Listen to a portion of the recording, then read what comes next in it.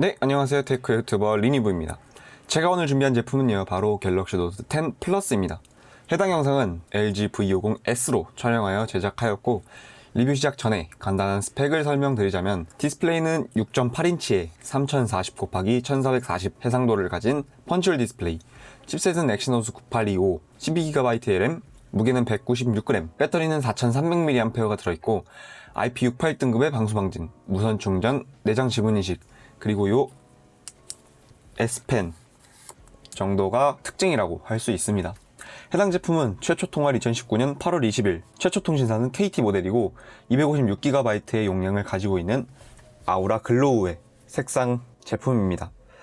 기기 단품으로 40만원에 구매를 해왔습니다. 갤럭시 시리즈의 최신작인 갤럭시 노트 20이 상당히 부실한 모습을 보여주었습니다. 노트 10 시리즈처럼 사용자의 취향대로 고를 그런 기기가 아니라 아예 체급 차이가 상당히 많이 나는 그런 기기가 나와버려서 지금 중고 시장을 보시면 노트 20이 상당히 많이 풀린 것을 볼 수가 있고, 가격도 삼성의 최신 플래그십이 맞나 싶은 가격대가 형성이 되어 있습니다.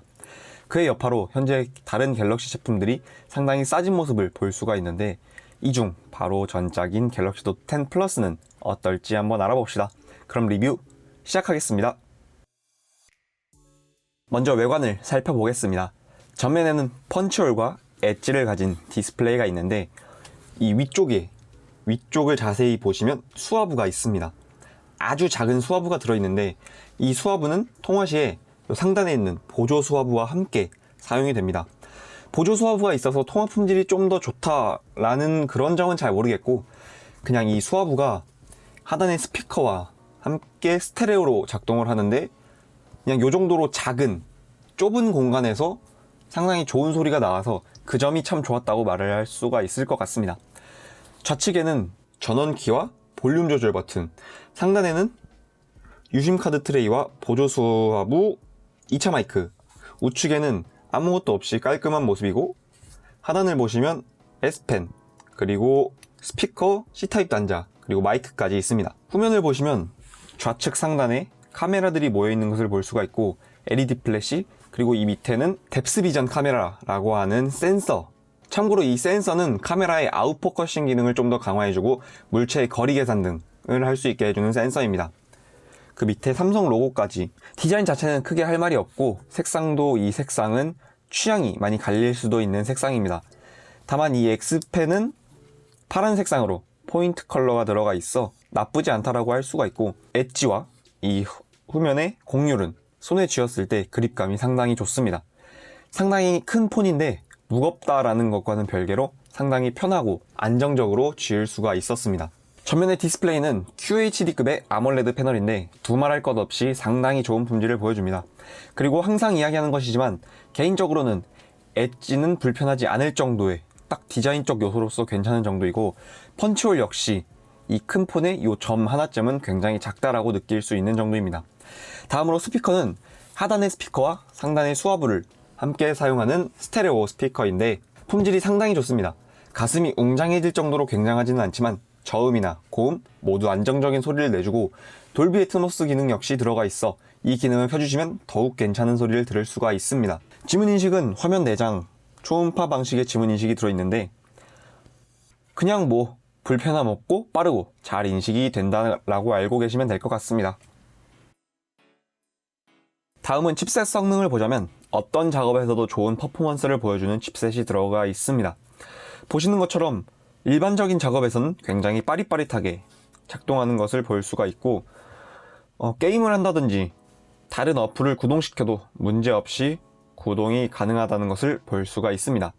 벤치마크 상으로 스냅드래곤 865와 855 사이의 성능을 보여준다고 보면 되는데, 모든 작업에서 끊김없이 사용이 가능한 정도의 성능이라고 보시면 될 것 같습니다. 다음으로 램 성능을 말씀드리겠습니다. 램도 뭐 딱히 할 말이 없습니다. 12GB의 램을 가지고 있는데 절대적으로 램 용량도 큰 편이고, 삼성의 소프트웨어가 램 관리를 상당히 잘하는 편이기 때문에 게임이나 작업 모두 원활하게 할 수 있었습니다.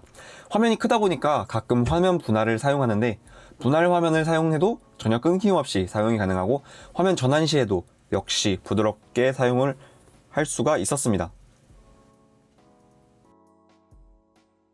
다음은 카메라 성능에 대해서 살펴볼 건데 어떤 상황에서도 상당히 좋은 품질의 사진을 찍을 수 있는 그런 카메라가 들어있습니다. 광량이 많은 주간에 대충 찍어도 상당히 좋은 품질의 사진을 찍을 수가 있고, 실내 역시 그냥 찍으면 굉장히 좋은 품질의 사진을 볼 수가 있습니다.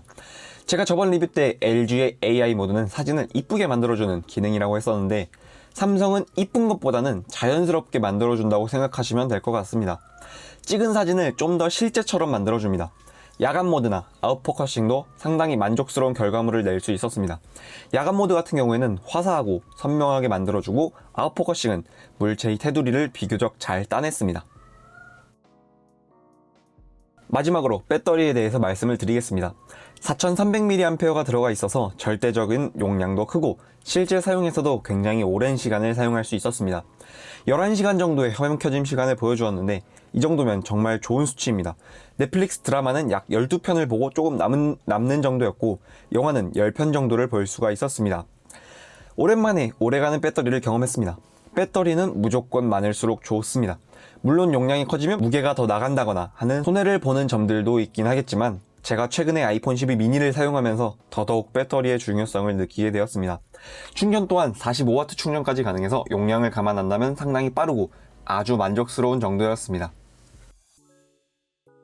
자, 이제 결론을 내드릴 건데, 최근에 갤럭시 노트 20 시리즈가 나오고 아이폰 12 시리즈도 나오고 그 이후로 중고폰 시장에서 가격 변동이 꽤 큰 폭으로 있었습니다.